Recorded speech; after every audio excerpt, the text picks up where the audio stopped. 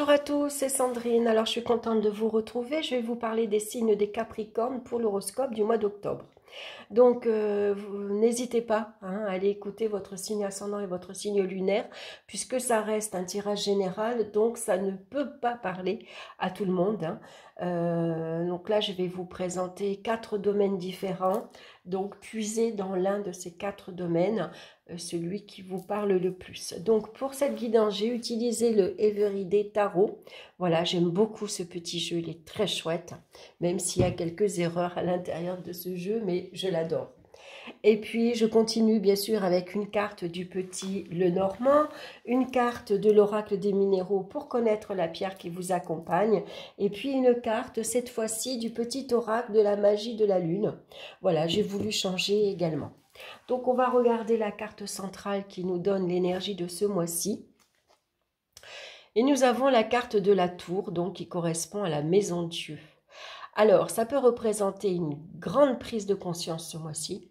On s'aperçoit qu'il y a peut-être des choses qui doivent être changées. Ça nous parle de bouleversement, bien sûr, complet.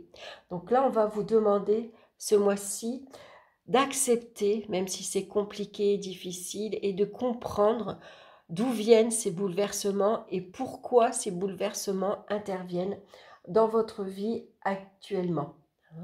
Donc bien sûr, on va vous demander d'être très prudent parce que la maison Dieu peut parler aussi bien d'appareils électriques, mais de petits accidents domestiques.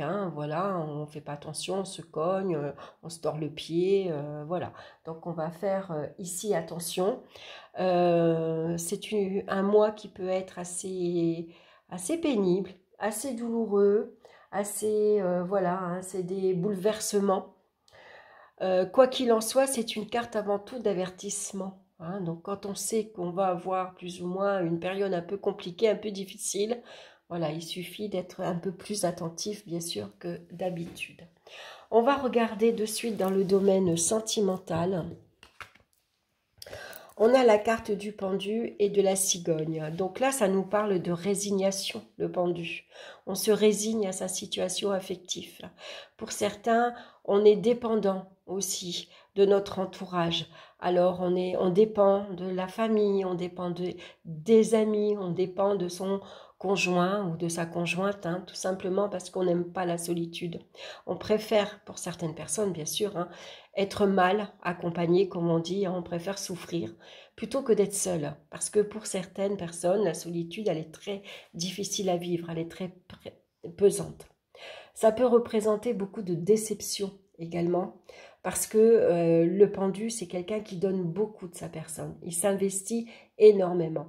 Il fait passer les autres avant soi. Voilà. Tu préfères aller au cinéma, tu préfères, je sais pas moi, tu préfères manger à telle heure, tu préfères que je décore comme ça. Voilà. Toujours est-il que c'est l'autre qui passe avant nous. Et donc on pourrait être déçu parce que finalement il n'y a pas le retour escompté où on s'aperçoit que personne nous demande à nous et toi, qu'est-ce que tu en penses? Et toi, qu'est-ce que tu aimerais? Et toi, j'aimerais bien avoir ton avis. Voilà, personne ne s'en préoccupe et donc on peut être blessé, touché et bien sûr déçu. Alors accompagné de la maison Dieu, bien sûr, c'est beaucoup de rapports conflictuels, c'est beaucoup de disputes, beaucoup de brouilles. Et puis, ça peut être une prise de conscience aussi. On s'aperçoit qu'on a fait beaucoup de sacrifices.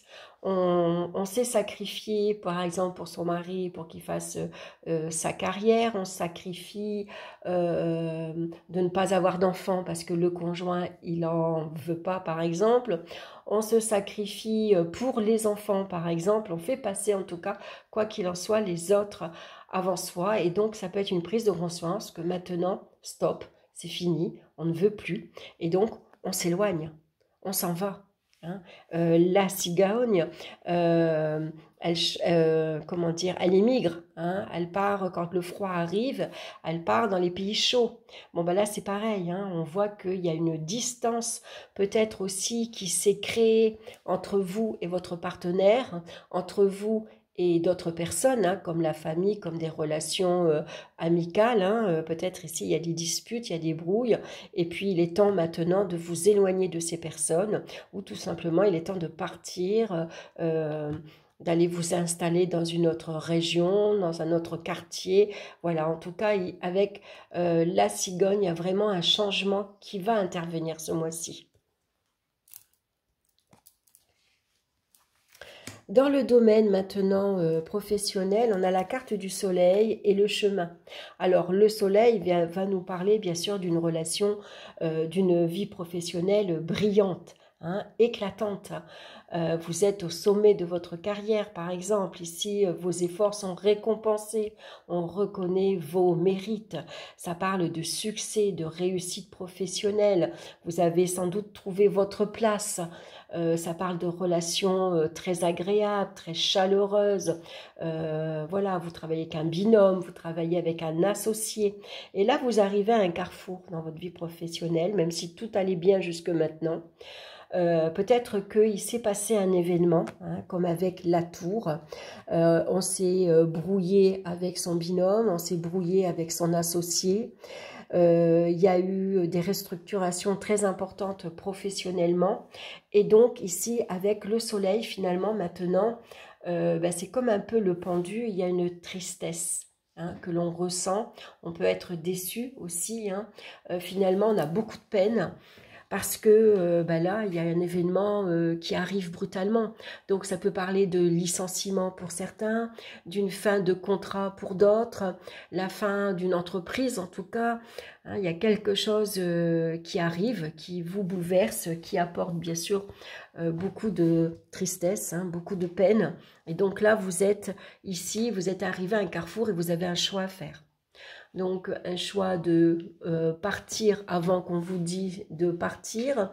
Est-ce que il est temps maintenant de prendre une direction différente, d'aller chercher un travail ailleurs, de faire autre chose, hein? Voilà, en tout cas, vous êtes arrivé à un choix ici et ce choix va être difficile, hein, parce que ici, la tour, elle est foudroyée, c'est assez brutal, on ne s'y attend pas. Ça arrive comme ça du jour au lendemain et ça remet en question beaucoup de choses, hein. Donc voilà, ça ne sera pas un choix facile à faire. Dans le domaine financier maintenant, on a le jugement et le cercueil. Alors le cercueil vient nous parler d'une fin. Il y a quelque chose qui arrive à son terme. C'est un crédit, c'est ici un jugement, un verdict, hein, qui peut être rendu ici avec la carte du jugement. En tout cas, ça parle de soucis financiers. Ça peut parler de procédures ici très coûteuses, hein, qui vident vos comptes, hein. Avec la carte du cercueil, les comptes en banque sont vidés. Il n'y a plus rien sur le livret A, sur le PEL. On vide tout parce que peut-être la carte du jugement, c'est peut-être en lien avec tout ce qui est juridique. Ça peut être un avocat qui est coûteux, une procédure qui est coûteuse, un jugement, hein. Ça peut être des frais de justice, par exemple. Ça peut représenter des frais de découvert aussi également, hein. Très important. Ici, il y a peut-être un paiement, un crédit qui vous est refusé, par exemple, avec la carte de la tour, hein. En tout cas, c'est des imprévus assez contrariants, hein. Ça peut être de mauvaises nouvelles, bien sûr, avec la carte de la tour, hein. Il y a un retour, une nouvelle ici assez inattendue, assez désagréable. Est-ce que c'est une facture importante? Est-ce que ici c'est des travaux que vous effectuez dans votre maison qui sont plus onéreux que prévu, plus importants? C'est des travaux de la voiture, par exemple, on avait pensé changer l'embrayage et puis finalement le garagiste il vous dit que vous avez aussi les amortisseurs, que vous avez aussi les pneus, que vous avez aussi une vidange, que vous avez... Enfin voilà, la facture elle augmente. Et du coup, c'est très compliqué parce que on a un manque de moyens ici avec le cercueil, hein. Ça peut parler de litiges professionnels, par exemple, avec si vous êtes en froid, s'il y a des complications professionnellement ici avec la tour, ça pourrait parler de litige, de prud'homme, voilà, d'un entretien voilà, qui ne se passe pas super bien. Hein, voilà. Si vous avez demandé, je sais pas moi, un dossier de surendettement par exemple, il pourrait être refusé. Hein. Alors après, comme ça reste un tirage général, bien sûr, hein, ça pourrait être ici une nouvelle assez surprenante, hein, assez inattendue, avec ici la carte du jugement. On ne s'y attend pas du tout. Et puis là, ici, avec la carte du cercueil, ben, c'est la libération. Hein, puisque le cercueil, lui, il annonce une fin. Donc, c'est une fin où vos comptes en banque sont vidés, où c'est une fin, c'est des litiges qui se terminent, ou alors c'est des crédits, c'est des factures. Voilà, il y a quelque chose qui prend fin dans tous les cas. Hein. On va regarder maintenant au niveau des énergies physiques. On a la carte de tempérance. Donc ici, les énergies peuvent être malmenées. Hein.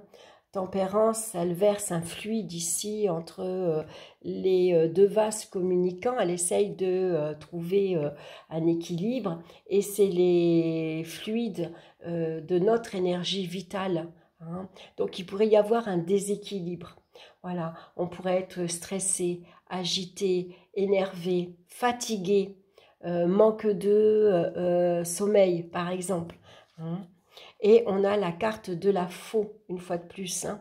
Donc là, il faut vraiment trancher, couper. Il y a vraiment des décisions qui peuvent intervenir au niveau de la santé, par exemple. Hein. En tout cas, il y a des épreuves ici qui peuvent se présenter. Hein. C'est des épreuves assez brutales, bien sûr, on a la faux et on a la maison Dieu. C'est des épreuves assez douloureuses également. Hein. Néanmoins, parfois ces épreuves, elles permettent également de faucher tout ce qui ne nous convient plus, hein, et de se libérer. Donc pour certaines personnes, ça pourrait parler d'opération, par exemple. Hein. Jusque maintenant, l'opération l'a repoussée, mais on arrive à terme maintenant où on ne peut plus la repousser davantage. Hein. Voilà, ça peut être...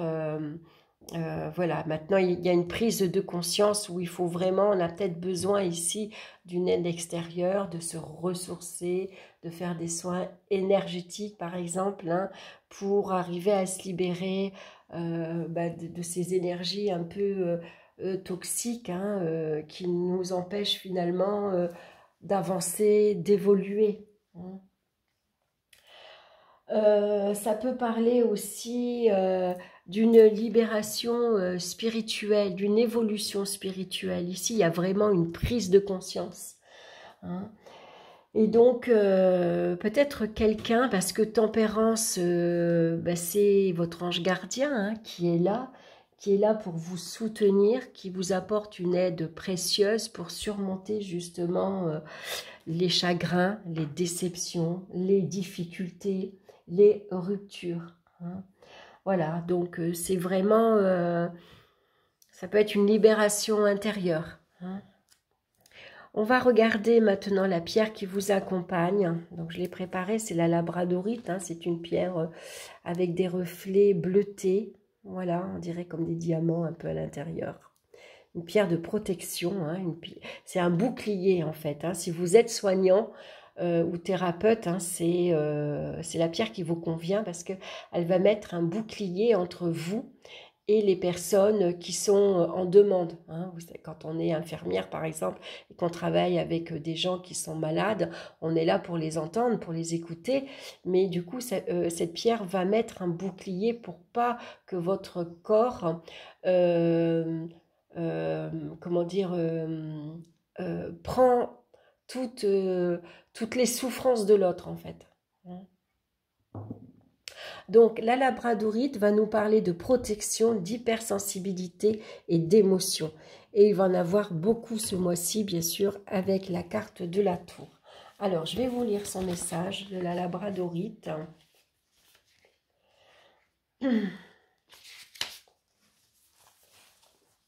la labradorite. Alors, pierre de prédilection pour les hypersensibles et les empathes, la labradorite a pour rôle de vous protéger des énergies négatives en absorbant les émotions de votre entourage à votre place.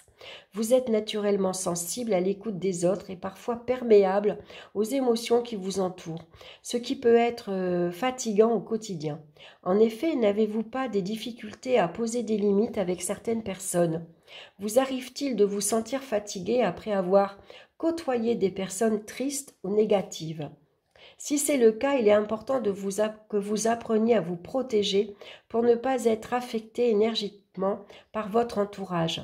Porter les difficultés d'autrui ne l'aidera pas à traverser les épreuves et risque de vous épuiser à long terme. Alors faites de votre sensibilité une force plutôt qu'une faille et apprenez à mettre des limites pour rester dans le respect de vous-même. On va regarder maintenant le message ici de la magie de la lune, c'est la vulnérabilité. Être vulnérable est un signe de force, non de faiblesse. Lorsque tu offres à l'autre la beauté de ton cœur, tu lui permets d'entrer en résonance et de t'offrir sa beauté à son tour. Voilà pour vous les Capricornes. Voilà, écoutez, je vous laisse là, je vous embrasse et on se retrouve très bientôt pour d'autres vidéos. Bye bye.